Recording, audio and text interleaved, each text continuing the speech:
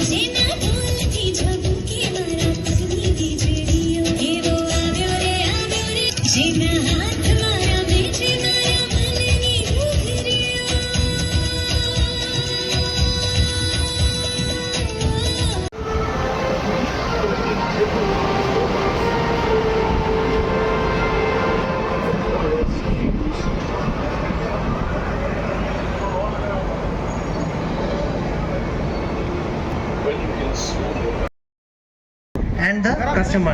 So whatever the chronic issues which are not getting resolved in day-to-day activities are getting focused upon with the under COE process care, and they along with the PBUTs and the asset care will try to find out the solution for these problems. COE process care also works with the customers, the external customers, to support in their operations, to give a value addition to that. Second part is the process quality. So if I look day to day working, how do we review the SOPs, SWIs, and then improve on the SOPs and SWIs to get the right quality at one time and every time. This will help to get the product to the next level. So this is one of the areas where we need product development. So improvement is one of the key areas which is always there. We would like to work upon the best in the best practice across the world, across the globe. We would like to try bring it to our operations and get the best of the product. If you look at the human body, the COE process care works like a brain of the body. With the help of the others, they will try to get the best out of the body. So that is what about the COE process care. It's more upon the improving the plant operation to get the right product, right quality, one first time and the always. Thank you very much. Thank you Amit, thank you. तो जो हमारा तो last speech है जो actually in सब चीज़ों की capability improve करेगा, बिकॉज COE एसेट केयर हो, COE प्रोसेस केयर हो, DMT, AET, जब तक उनकी कैपेबिलिटी बिल्ड नहीं होगी, जो एक्चुअली पूर्णा जी ने भी बोली थी, जब तक वो कैपेबिलिटी बिल्ड नहीं होगी वो एक बहुत इंपॉर्टेंट रोल प्ले करेगा। तो कैपेबिलिटी बिल्ड करने के लिए उसमें अभी तक हम लोगों ने क्या इनिशिएटिव्स लिए हैं? I request Anil to please come on the DISE.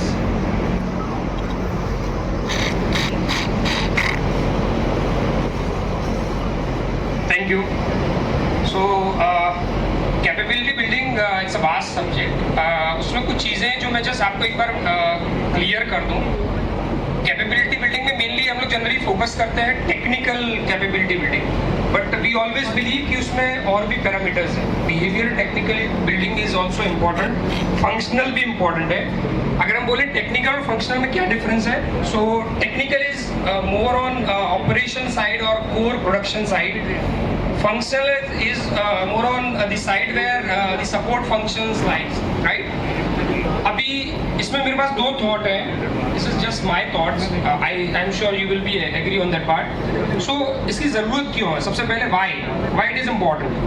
So उसमें 3 पॉइंट है जो मुझे लगता है बहुत इसलिए उसकी ज़रूरत है हमें. First point is competition. So definitely हम बहुत अच्छा कर रहे हैं, बट कंपटीशन आ रहा है वेरी नियर फ्यूचर. अदानी भी आ रहा है अपना प्लांट लेके, और भी वेदांता भी अपना सून प्लांट स्टार्ट करेगा. सो कंपटीशन जो आ रहा है उसको अगर हमें मीट करना है तो हमें हमारी कैपेबिलिटी बिल्डिंग करनी पड़ेगी प्रॉपर तरीके से, जिससे हमारे पास टैलेंट पाइपलाइन डेवलप हो, हमारे पास रिसोर्सेज अवेलेबल हो जिनका skill set up to the mark हो और वो फ्यूचर की रिक्वायरमेंट्स को मीट कर सके. सेकेंड इंपॉर्टेंट फैक्टर है कस्टमर रिक्वायरमेंट. सो डेफिनेटली हम आज की तारीख में बहुत अच्छा कर रहे हैं. कस्टमर्स हमारे पास बहुत ऑलमोस्ट 65% मार्केट है हमारे पास इंडिया का, बट कस्टमर रिक्वायरमेंट जो है वो टाइम टू टाइम चेंज होता है. उनका रिक्वायरमेंट डेफिनेटली बढ़ता जा रहा है. अभी न्यू फ्यूचर में ऐसा है कि जो जापान से जो कॉपर आ रहा है उस पहले तो मैं जो अबू साहब को बोलूँगा. अब मुझे जो अभी सभी इनिशिएटिव्स के बारे में अलग अलग लोगों ने उसका इम्पोर्टेंस और वो इनिशिएटिव स्ट्रेंथन करने के लिए क्या सपोर्ट चाहिए, ये जो शेयर किया, मेरे ख्याल से जो भी आपके सजेशंस हैं आप ट्रैक में तो बताते ही हैं. हम मुझे लगता है कि अपना जो दहेज स्टीयरिंग टीम मीटिंग है उसमें भी ये सजेशन को हम थोड़ा डिस्कस करके इसको कॉन्क्रीट एक्शंस में अगर कन्वर्ट करेंगे तो जो भी आपने थॉट शेयर किए उसका बेनिफिट हमें अच्छा हो जाएगा. दूसरा, एक आप सब लोगों ने जब सुना अलग अलग इनिशिएटिव के बारे में सब लोग बात कर रहे थे, मेरे ख्याल से हर इनिशिएटिव इक्वली इम्पॉर्टेंट है.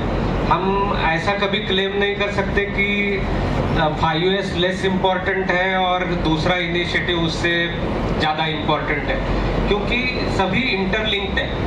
ऐसा नहीं है कि इनिशिएटिव आइसोलेशन में चल रहे हैं, यानी हर इनिशिएटिव का लिंकेज दूसरे इनिशिएटिव के साथ है. तो जब तक सभी इनिशिएटिव को हम सिनर्जी के साथ आगे नहीं लेके जाएंगे, हमें जो उसका जो इम्पैक्ट है वो इम्पैक्ट नहीं मिलेगा. नहीं तो क्या होगा कि हम एक इनिशिएटिव बहुत अच्छा कर रहे हैं और बाकी 2-3 इनिशिएटिव में काफ़ी पीछे हैं, तो जो रिजल्टेंट है वो अच्छा नहीं मिलेगा हमें. तो मुझे लगता है कि सभी इनिशिएटिव इक्वली इम्पॉर्टेंट है और उसकी सिनर्जी रखना और उसको प्रोग्रेस करना बहुत ज़रूरी है. और ये जो एक्सपो का जो अपना आइडिया था, एक्सपो के थ्रू हर वर्टिकल हर फंक्शन में जो, क्योंकि लास्ट 1-2 साल जो बिरला कॉपर के हैं, आई थिंक गोल्डन ईयर्स है बिरला कॉपर के लिए, क्योंकि आप लोगों ने जो अचीवमेंट्स किए हैं और जो डिफरेंट रिकॉर्ड्स यानी अपने खुद के रिकॉर्ड्स आप लोगों ने ब्रेक किए हैं, तो ये हमने शोकेस किया था. और ऐसा नहीं था कि अपना पर्पस सिर्फ बाहर से HR की टीम आई है उनको दिखाने के लिए. इनफैक्ट हम लोगों का पर्पस था कि अपने एम्प्लॉयज़ भी देखें. बहुत बार अपने एम्प्लॉयज़ को पता है कि हम अपने वर्टिकल में या ज़्यादा से ज़्यादा हमारे डिपार्टमेंट में क्या कर रहे हैं, लेकिन पूरे बिरला कॉपर में अलग अलग डिपार्टमेंट्स वर्टिकल्स क्या कर रहे हैं, मेरे ख्याल से ये स्मॉल प्लेस में आप लोगों को उसका एक ट्रेलर देखने के लिए मिला. तो ये एक अच्छा इनिशिएटिव है. मुझे लगता है कि हमें एक हर 6 महीने में इस टाइप का एक ये करना चाहिए. Thank you. Thank you Raghu. तो इस इवेंट को देख के बहुत अच्छा लगा. आप लोगों की मेहनत दिखाई दे रही है, ये आप लोगों की मेहनत है. युद्धवीर ने जैसे बोला कि 5S हमने इनिशिएटिव पहले भी लिए थे, अब लेकिन बेटर हमें सस्टेनेंस मिल रही है। हाँ, ऑफ कोर्स कॉशियस हमें रहना है। ये एक जर्नी है, हमें कंटिन्यूअसली काम करना है, इसको अपनी हैबिट में उतारना है। ये हमारी हैबिट में अब सारी चीजें उतरनी चाहिए। आई हैंड ओवर टू देबू। अब लोगों ने तो सब कुछ बोल ही दिया, मेरे लिए बोलने का कुछ है ही नहीं। बट आई मस्ट एडमिट कि मैं सुन रहा था जिस तरह आप वेरी सिंपल तरह से आप सब कुछ एक्सप्लेन कर रहे थे, जब दिल से आपका जो एक्सप्लेनेशन आ रहा था, तो मुझे लगता है आपने ऐसे ही मतलब उसका समझ लिया सारे इनिशिएटिव्स के, क्योंकि नहीं तो 3 मिनट में, 4 मिनट में, 5 मिनट में इस तरह बेहतर से आप नहीं बोल सकते। तो आजादी के बाद टाटा बिरला की जोड़ी अक्सर एक साथ इस्तेमाल की जाती थी, जिसका मतलब होता था सफलता और बेशुमार दौलत। लेकिन गौर करने वाली बात यह भी है कि ये बिजनेस ग्रुप सिर्फ पैसा ही नहीं कमाए, बल्कि देश की खोखली हो चुकी अर्थव्यवस्था को सुधारने के लिए भी काम किए। हिंदुस्तान की ग्रोथ स्टोरी टाटा बिरला के बिना पॉसिबल नहीं था, और यही वजह है कि आज पैसों के मामले में भले ही अंबानी और अडानी ग्रुप जैसी कंपनीज इनसे आगे निकल जाए, लेकिन आम लोगों के दिलों में टाटा और बिरला ग्रुप की इज्जत हमेशा सबसे ऊपर ही रहेगी। बिरला ग्रुप का बिजनेस भले ही एक इंसान ने शुरू किया, लेकिन उसे आगे बढ़ाने में परिवार के सभी उत्तराधिकारियों की दिन रात की कड़ी मेहनत शामिल है। असल में बिरला ग्रुप हमारे देश के सबसे पुराने औद्योगिक घरानों में से एक है, जिनकी रगों में व्यापार के अलावा देशभक्ति और मानवता का भी भाव है। हालांकि जहां आदित्य बिरला और कुमार मंगलम बिरला जैसे बिजनेसमैन ने बिरला ग्रुप को एक नई ऊंचाई पर पहुंचाया है, वहीं परिवार के कुछ सदस्यों का बिजनेस उस लेवल तक सफल नहीं हो सका। अब चाहे हिंदुस्तान मोटर्स की अम्बेसडर कार हो, जिसने सालों तक अपने देश की सड़कों पर राज किया, या फिर आजादी के पहले यूको बैंक की शुरुआत, देश भर में फैले बिरला टेम्पल्स हों, या फिर डेली पढ़े जाने वाले HT मीडिया ग्रुप के फेवरेट न्यूज़पेपर्स, सब बिरला फैमिली की ही देन है। लेकिन आपको जानकर हैरानी होगी कि ये सब आदित्य बिरला ग्रुप ने नहीं, बल्कि बिरला परिवार के और सदस्यों ने शुरू किया था, जिसे समझने के लिए हमें बिरला ग्रुप के शुरुआत से लेकर अभी तक की जर्नी को जानना जरूरी है। कहानी की शुरुआत होती है सन 1857 में राजस्थान के पिलानी गांव से, जहां शिव नारायण बिरला अपने कॉटन के व्यापार को बढ़ाने के लिए पिलानी से बाहर निकलकर काम करना शुरू किए। गुजरात का अहमदाबाद व्यापार का मुख्य केंद्र था, जहां कपास को इकट्ठा कर उसकी सफाई की जाती थी, और ट्रेन से मुंबई भेजने के बाद अंग्रेज उसे अलग अलग देशों में निर्यात करते थे। असल में शिव नारायण बिरला भी इसी कॉटन ट्रेडिंग के व्यापार में लग गए, लेकिन अपना कोई संतान नहीं होने की वजह से वह अपने व्यापार का विस्तार नहीं कर पा रहे थे। इसी वजह से उन्होंने बलदेव दास को अपने बेटे के रूप में अडॉप्ट किया, और साथ मिलकर मुंबई में शिव नारायण बलदेव दास के नाम से एक ट्रेडिंग हाउस की शुरुआत की। अंग्रेज चाइना के साथ अपना व्यापार बढ़ाने के लिए इंडिया में अफीम के खेती की जब शुरुआत किए, तब बलदेव दास बिरला भी उस बिजनेस में कदम रख दिए और अपने कुछ साथी व्यापारियों के साथ मिलकर मालवाहक जहाजों से ट्रेडिंग करने लगे। धीरे धीरे व्यापार में अच्छा मुनाफा होने लगा, और इससे इकट्ठा हुआ पैसा ही बिरला के आगे के बिजनेस का आधार बना। बलदेव दास बिरला के 4 बेटे हुए, जुगल किशोर, RD बिरला, GD बिरला और ब्रजमोहन बिरला। और अपने बड़े बेटे के जन्म के बाद ही सन 1887 में वह कलकत्ता जाकर बलदेव दास जुगल किशोर के नाम से बिजनेस का विस्तार किए। हालांकि अंग्रेजों के साथ भी उनका तालमेल काफी अच्छा रहा, जिसकी वजह से अंग्रेजों ने बलदेव दास को राय बहादुर के टाइटल से नवाजा था। बिरला का बिजनेस अहमदाबाद, मुंबई और कलकत्ता में स्टैब्लिश करने के बाद सन 1920 में बलदेव दास बेटों को अपना बिजनेस सौंपकर बनारस चले गए और अपना ध्यान धार्मिक और सामाजिक कार्यों में फोकस करने लगे। उन्होंने कई धर्मशालाओं और मंदिरों का भी निर्माण कराया, जिसमें दिल्ली का लक्ष्मी नारायण मंदिर भी शामिल है, जो आज बिरला टेम्पल के नाम से जाना जाता है। और इस मंदिर का उद्घाटन सन 1939 में स्वयं महात्मा गांधी ने किया था। आइए अब जानते हैं बिरला परिवार के नेक्स्ट जनरेशन के बारे में। बलदेव दास के सबसे बड़े बेटे जुगल किशोर का कोई बेटा नहीं हुआ, जबकि दूसरे बेटे RD बिरला यानी कि रामेश्वर दास बिरला के 2 बेटे गजानन बिरला और माधव प्रसाद बिरला थे। दरअसल माधव प्रसाद का भी कोई बेटा नहीं था, और दुर्भाग्य से सन 1990 में अपने भाई गजानन बिरला के बेटे अशोक बिरला, उनकी पत्नी और बेटी सुजाता के साथ एक प्लेन दुर्घटना में उनकी मौत हो गई। और गजानन बिरला के बिजनेस की सारी जिम्मेदारी उनके पौत्र यशोवर्धन बिरला पर आ गई, जिसे वह आज द यश बिरला ग्रुप के नाम से चला रहे हैं। हालांकि उनकी कंपनीज आज कई फाइनेंशियल और लीगल मुश्किलों का सामना कर रही है, और यहाँ तक कि सन 2019 में यूको बैंक ने तो उन्हें कर्ज न चुकाने की वजह से विलफुल डिफॉल्टर भी घोषित कर दिया है। जबकि माधव प्रसाद बिरला की प्लेन क्रैश के बाद उनकी wife Priyambada Birla MP Birla group की चेयरपर्सन बनी और अपने फ्लैगशिप कंपनी बिरला कारपोरेशन के फाइनेंशियल एडवाइजर राजेंद्र सिंह लोधा को सन 2001 में कंपनी का को चेयरमैन बना दिया। सन 2004 में प्रियंबदा बिरला की मौत के बाद पता चला कि उन्होंने बिरला कारपोरेशन की 5000 करोड़ की संपत्ति को अपनी मौत के बाद राजेंद्र सिंह लोधा के नाम कर दिया था, जिसके खिलाफ आज भी बिरला और लोधा परिवार के बीच कानूनी लड़ाई चल रही है। अब सही मायने में अगर देखा जाए तो अगले दो भाइयों ने ही बिरला ग्रुप की विरासत को आगे बढ़ाया। पहले हम बात करेंगे सबसे छोटे भाई ब्रजमोहन बिरला की,